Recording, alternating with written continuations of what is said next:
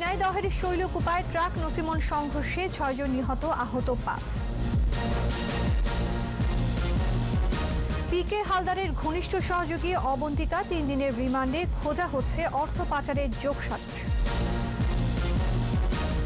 করোনায় আরও 14 মৃত্যু, ভাইরাস প্রতিরোধী নাকের স্প্রে তৈরির দাবি BRICM এর। প্রেসিডেন্টের দায়িত্ব নিতে নারাজ মাইক পেন্স, অভিশংসন ভয়াবহ বিপদ ডেকে আনবে ট্রাম্পের হুঁশিয়ারি।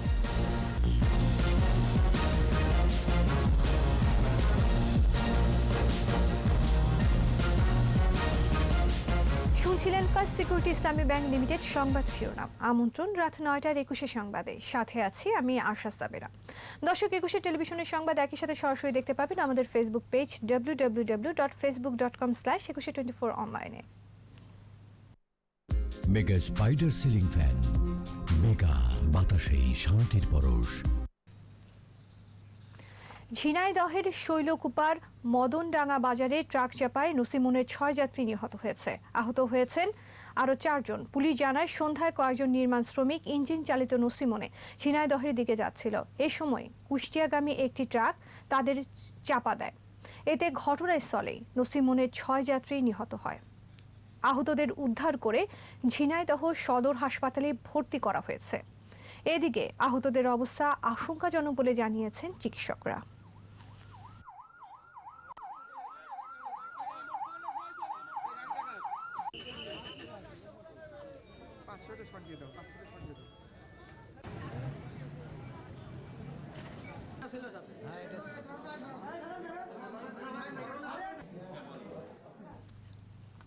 অবৈধ সম্পদ অর্জন ও বিদেশে অর্থ পাচার মামলার আসামি পিকে হালদারের ঘনিষ্ঠ সহযোগী অবন্তিকা হালদারকে জিজ্ঞাসাবাদের জন্য 3 দিনের রিমান্ডে নিয়েছে দুদক।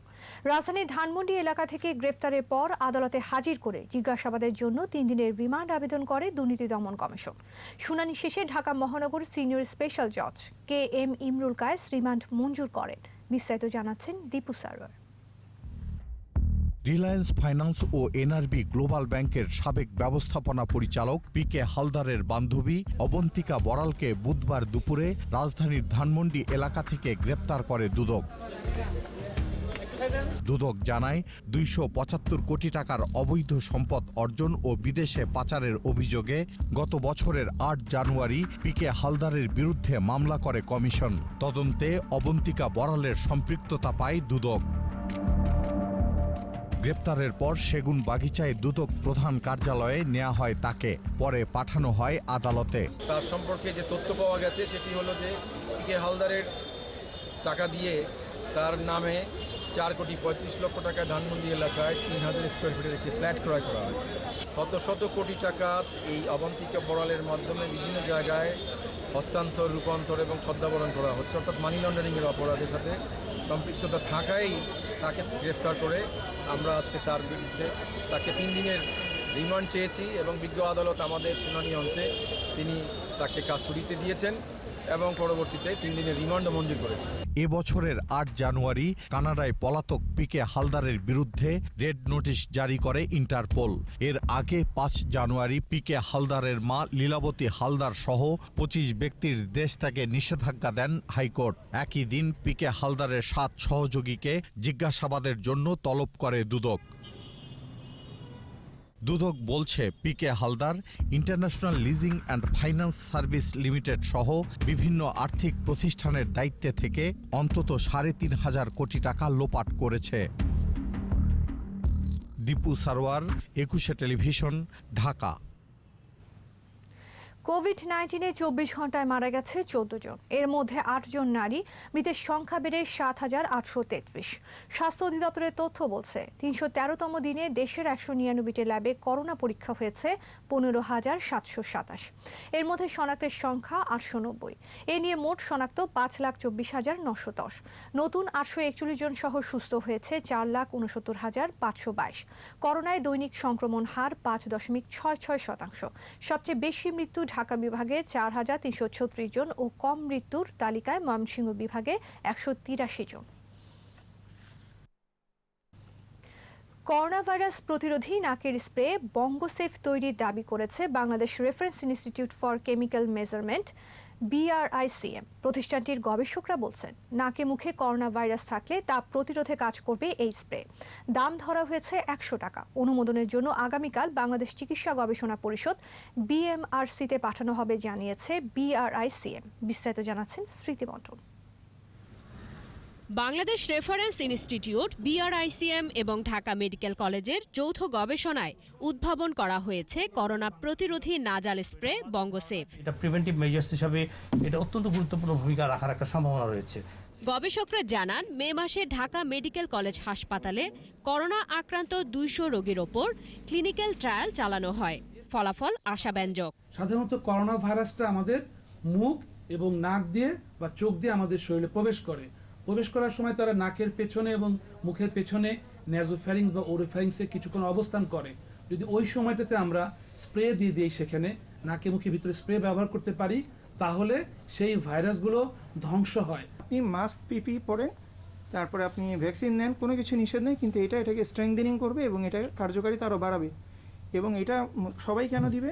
যার হয়নি সে যেন আক্রান্ত না হয়, যার হয়েছে তার যেন ভাইরাল লোডটা কমে, যেহেতু এটা রেডিলি ভাইরাসকে কিল করে বা ডিস্ট্রয় করতে সক্ষম। কোভিড নন কোভিড রোগীদের জন্য বঙ্গোসেফ নাজাল স্প্রে 3 থেকে 4 ঘন্টায় ভাইরাস নির্মূল করবে। এর কোনো পার্শ্ব প্রতিক্রিয়া নেই জানালেন BRICM মহাপরিচালক। আমি যদি কোভিড হয়ে থাকি, আমার ভাইরাস যাতে আপনাকে অ্যাটাক করতে না পারে বা আপনার মুখে যদি প্রবেশ করেও থাকে, এই লেয়ারটা আপনাকে 3 থেকে 4 ঘন্টা পর্যন্ত প্রোটেকশন দিবে, সেটাকে কিল করে ফেলবে। সুতরাং যে নন কোভিড সে ব্যবহার করবে, যে আর্লি স্টেজে আছে সে ব্যবহার করবে, তার ভাইরাল লোডটা কমবে। ভাইরাল লোডটা কমলে হবে যেটা দেহের ভিতরে প্রবেশ করতে পারবে না, আপনার লাং বা অন্যান্য অর্গানগুলোকে এটা অ্যাটাক করতে পারবে না। BMRC এবং ওষুধ প্রশাসন অধিদপ্তরের অনুমোদনের পর বাজারে পাওয়া যাবে বঙ্গোসেফ নাজাল স্প্রে 20 ml এর, যেটা একটা মানুষের 1 মাসের একটা ডোজ, সেটার খরচ পড়বে 100 টাকা। স্মৃতি মণ্ডল, 21 টেলিভিশন, ঢাকা। এদিকে বাংলাদেশে করোনা ভাইরাসে 304টি genome sequencing data global initiative on sharing all influenza data GISAID-তে জমা দিয়েছে বাংলাদেশ বিজ্ঞান ও শিল্প গবেষণা পরিষদ BCSIR। সায়েন্স ল্যাবে BCSIR এর কার্যালয়ে সংবাদ সম্মেলনে প্রতিষ্ঠানটির চেয়ারম্যান অধ্যাপক ডাক্তার মোহাম্মদ আফতাব আলী শেখ বলেন, জমা দেয়া করোনা ভাইরাসের জিনোমিক সিকোয়েন্সিং ডাটার মধ্যে 4টির ধরন একেবারেই আলাদা এবং বাংলাদেশ থেকে সবচেয়ে বেশি ডাটা জমা দিয়েছে BCSIR। গবেষকরা বিভিন্ন হাসপাতালে কাজ করছে। করোনা মহামারীর সময় তাদের গবেষণার অর্জন বিভিন্ন আন্তর্জাতিক সংস্থার প্রশংসা পেয়েছে বলেও জানান তিনি।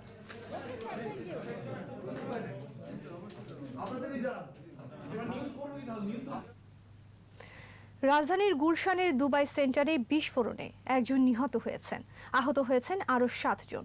বিস্ফোরণে তছনছ হয়ে গেছে নিচতলার দুবাই ভিসা সেন্টার। প্রাথমিক ধারণা অনুযায়ী এসি বিস্ফোরণের কথা বলছে আইনশৃঙ্খলা রক্ষাকারী বাহিনী। দীপু শিকদারের রিপোর্ট। রাজধানীর গুলশান 2-এ একটি 14তলা ভবনের নিচতলায় দুবাই ভিসা সেন্টার, আর এসির মেরামতে কাজে নিয়োজিত ছিলেন বেশ কয়েকজন। দুপুর 1:45টার দিকে বিকট শব্দে কেঁপে ওঠে ভবনটি। তখনই নিচতলার ভিসা সেন্টারটি লণ্ডভণ্ড হয়ে যায়। একটা খুব বিকট সাউন্ড পায় অফিসের মধ্যে, এবং তারপরে দেখলাম উপরে থেকে আমাদের সিলিং যেগুলো ছিল ফল সিলিং, এগুলো সব ভেঙে পড়তেছে। এর মধ্যে যারা আমরা রেস্কিউ করতে পারছি ওই সময় ইনস্ট্যান্ট কয়েকজন চলে আসছি। তার একটু পরেই বাকি যে স্টাফগুলো ছিল তারা সবাই বের হয়ে আসছে। ভিতরে ফায়ার অ্যালার্ম বাজার সাথে সাথে আমরা সবাই দৌড় দিয়ে বের হয়ে আসছি আর কি। এটুকু এর ভিতরে বাইরে দেখতেছি ধোয়া। পরে বিস্ফোরণে নিহত টেকনিশিয়ান আজিজুল হকের মৃতদেহ উদ্ধার করা হয়। ঘটনাস্থল পরিদর্শন করে গুলশান বিভাগের ডিসি জানান, এসির বিস্ফোরণে এই হতাহত বলে প্রাথমিকভাবে মনে হচ্ছে। এসির যে ছিল সিলিন্ডারের যে লিকেজ ছিল সেটা সারানোর জন্য তারা চেষ্টা করছিল, এবং আমরা যতটুকু বুঝতে পেরেছি, অনুভব করতে পেরেছি যে তারা নিশ্চয়ই কোনো ওয়েল্ডিংয়ের কাজ করে এটা রিপেয়ার করা এই ধরনের কোনো একটা পদক্ষেপ নিচ্ছিল, এবং এর এক পর্যায়ে এখানে প্রচণ্ডভাবে বিস্ফোরণ হয়। এবং এই বিস্ফোরণের কারণে যেহেতু ওই আউটডোর এবং ইনডোর এটা হচ্ছে একটা চ্যানেলাইজ করা, এবং ওখানে বিস্ফোরণ এখানে এসে নিচে এটা আঁচ লাগে, এবং এই আঁচের কারণে কিন্তু নিচে এই ধরনের বিস্ফোরণ হয়। ঘটনাস্থল থেকে আলামত সংগ্রহ করেছে অপরাধ তদন্ত বিভাগ CID। দীপু শিকদার, 21 টেলিভিশন, ঢাকা। যুক্তরাষ্ট্র প্রসঙ্গ। প্রেসিডেন্ট ডোনাল্ড ট্রাম্পকে সরাতে সংবিধানের 25তম সংশোধনীর প্রস্তাব নাকচ করলেন ভাইস প্রেসিডেন্ট মাইক পেন্স। ভোটাভুটির প্রস্তুতি নেওয়ার সময় মাইক পেন্স নিম্নকক্ষের স্পিকার ন্যান্সি পেলোসিকে চিঠি দিয়ে বিষয়টি জানিয়েছেন। এদিকে 25তম সংশোধনী প্রস্তাব নাকচ হওয়ার পর এবার অভিশংসন প্রক্রিয়ার দিকে হাঁটছে ডেমোক্রেটরা। পাশে পাচ্ছে ট্রাম্পের দলের অনেককেই। এ অবস্থায় সুর চড়িয়ে প্রেসিডেন্ট ট্রাম্প বলেছেন অভিশংসন প্রস্তাব দেশের জন্য বিপদ ডেকে আনবে। আরও জানাচ্ছেন আজহারুল ইসলাম। ক্যাপিটল হিল হামলার পর সংবিধানের 25তম সংশোধনী এবং অভিশংসন ইস্যুতে উত্তাল মার্কিন রাজনীতি। তবে ডেমোক্র্যাটদের আনা 25তম সংশোধনী প্রস্তাবটি প্রত্যাখ্যান করেন ভাইস প্রেসিডেন্ট মাইক পেন্স। চিঠি দিয়ে তিনি স্পিকার ন্যান্সি পেলোসিকে জানিয়েছেন এটি জাতির স্বার্থ ভালোভাবে রক্ষা করবে না এবং সংবিধানের সাথে সামঞ্জস্যপূর্ণও হবে না। 25তম সংশোধনীটি নাকচ হওয়ায় এবার অভিশংসনের পথেই হাঁটছেন ডেমোক্রেটরা। স্থানীয় সময় বুধবার প্রেসিডেন্ট ট্রাম্পের অভিশংসনের বিষয়ে ভোটাভুটি হওয়ার কথা। বিবৃতিতে স্পিকার ন্যান্সি পেলোসি জানিয়েছেন এ মুহূর্তে ট্রাম্পের অভিশংসনের বিষয়টি সাংবিধানিক দায়িত্বের অংশ। অভিশংসন প্রস্তাব আনলে রিপাবলিকান পার্টির অনেককেই পাশে পাবেন ডেমোক্রেটরা। এই অবস্থায় গলা চড়িয়েছেন প্রেসিডেন্ট ট্রাম্প। বলেছেন অভিশংসনের প্রস্তাব দেশের জন্য ভয়াবহ বিপদ ডেকে আনবে এবং ব্যাপক ক্ষোভ তৈরি করবে। এই প্রস্তাবকে তিনি হাস্যকর বলেও উড়িয়ে দিয়েছেন। আজহারুল ইসলাম, 21 টেলিভিশন। নিচ্ছি প্রিমিয়ার ব্যাংক লিমিটেড সংবাদ বিরতি। নো মাস্ক নো সার্ভিস বিধি মেনে চলুন, সুস্থ থাকুন। যখন ফিরছি তখন অন্যান্য খবরের সঙ্গে আরও থাকবে। টিকার অ্যাপস নিয়ে বিভ্রান্তি না ছড়ানোর আহ্বান তথ্যমন্ত্রী। ভ্যাকসিন কেনায় অনিয়মের অভিযোগ ফখরুলের।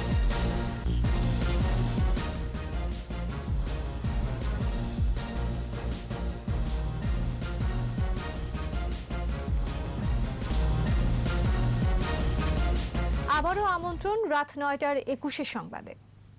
চতুর্থ ধাপে 56টি পৌরসভা নির্বাচনে মেয়র পদে দলের প্রার্থী চূড়ান্ত করতে আওয়ামী লীগের স্থানীয় সরকার মনোনয়ন বোর্ডের বৈঠক চলছে। প্রধানমন্ত্রীর সরকারি বাসভবন গণভবনে আওয়ামী লীগের সভাপতি শেখ হাসিনার সভাপতিত্বে এই সভায় প্রার্থীদের যোগ্যতা জনপ্রিয়তা যাচাই করে দেয়া হবে মনোনয়ন। মনোনয়নপ্রাপ্তরা দলের ধানমন্ডির কার্যালয় থেকে সভানেত্রী শেখ হাসিনার সই করা মনোনয়ন ফর্ম সংগ্রহ করবেন। তারাই পাবেন মেয়র পদে নৌকা প্রতীক। চতুর্থ দফা পৌরসভা নির্বাচনের 17 জানুয়ারি মনোনয়ন জমা দেওয়ার শেষ দিন। 14 ফেব্রুয়ারি হবে ভোট গ্রহণ। করোনা টিকার অ্যাপস নিয়ে যাতে বিভ্রান্তিকর তথ্য না ছড়ানো হয় সেজন্য গণমাধ্যমকে আরও সতর্ক হওয়ার আহ্বান জানিয়েছেন তথ্যমন্ত্রী ডক্টর হাসান মাহমুদ। রাজধানীর বঙ্গবন্ধু এভিনিউতে জাতির পিতার স্বদেশ প্রত্যাবর্তন দিবস উপলক্ষে শেখ রাসেল জাতীয় শিশু কিশোর পরিষদের ল্যাপটপ বিতরণ অনুষ্ঠানে তিনি বলেন টিকার অ্যাপস নিয়ে একটি মহল গুজব ছড়াচ্ছে। অনুষ্ঠানে শেখ রাসেল শিশু কিশোর পরিষদের সাংগঠনিক সচিব KM শহীদুল্লাহ শিশুদের বঙ্গবন্ধুর আদর্শ থেকে শিক্ষা নিয়ে গড়ে ওঠার আহ্বান জানান। এ সময় তরুণ প্রজন্মকে সব সহযোগিতার আশ্বাস দেন আইসিটি প্রতিমন্ত্রী জুনায়েদ আহমেদ পলক। এই করোনা ভ্যাকসিন দেওয়ার জন্য যে অ্যাপস সেটির ক্রয় নিয়ে বা সেটির খরচ নিয়ে কয়েকটি সংবাদ মাধ্যমে ভুল অসত্য সংবাদ পরিবেশন করা হয়েছে। আমি সব গণমাধ্যমের প্রতি অনুরোধ জানাব, কোনো দায়িত্বশীল গণমাধ্যম যদি ভুল অসত্য সংবাদ পরিবেশন করে তাহলে সেই গণমাধ্যমের দায়িত্বশীলতা খর্ব হয়। করোনার টিকা কেনা নিয়ে অনিয়ম দুর্নীতি হচ্ছে বলে অভিযোগ করেছেন বিএনপি মহাসচিব মির্জা ফখরুল ইসলাম আলমগীর। জাতীয় প্রেস ক্লাবের সামনে এক মানববন্ধন কর্মসূচিতে অংশ নিয়ে কথা বলেন তিনি। আরো কি করে লুটপাট করবেন, এখন ভ্যাকসিন আমদানির মধ্য দিয়ে সেই লুটপাটের ষড়যন্ত্র করছে। আজকে যেখানে আপনার ভারতে বিক্রি করছে 2 টাকা 40 করে, সেখানে আপনার 5 টাকা করে বাংলাদেশের মানুষের কাছে। এবার সোশ্যাল ইসলামী ব্যাংক লিমিটেড বাণিজ্য সংবাদ।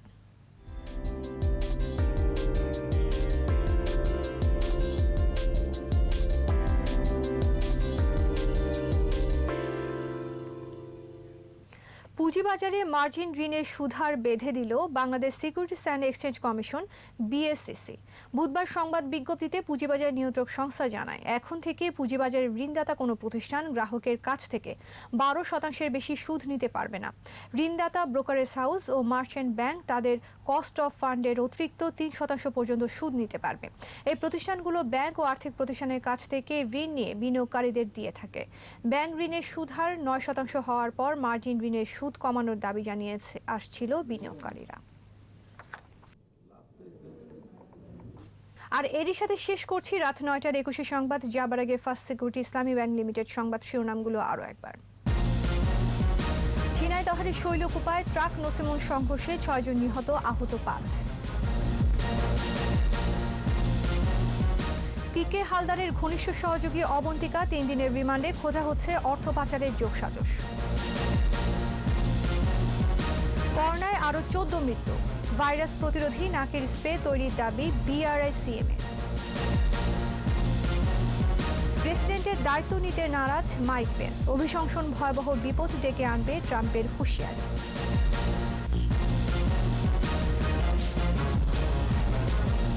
সর্বশেষ খবর জানতে ডায়াল করুন 2021 নম্বরে আর ভিজিট করুন 21-tv.com এই ওয়েবসাইটে। এছাড়া ফেসবুকে লগ ইন করতে পারেন facebook.com/2124 অনলাইনে। পরের সংবাদ রাত 11টায় দেখার আমন্ত্রণ রইল। স্বাস্থ্যবিধি মেনে চলুন, সুস্থ থাকুন, ধন্যবাদ।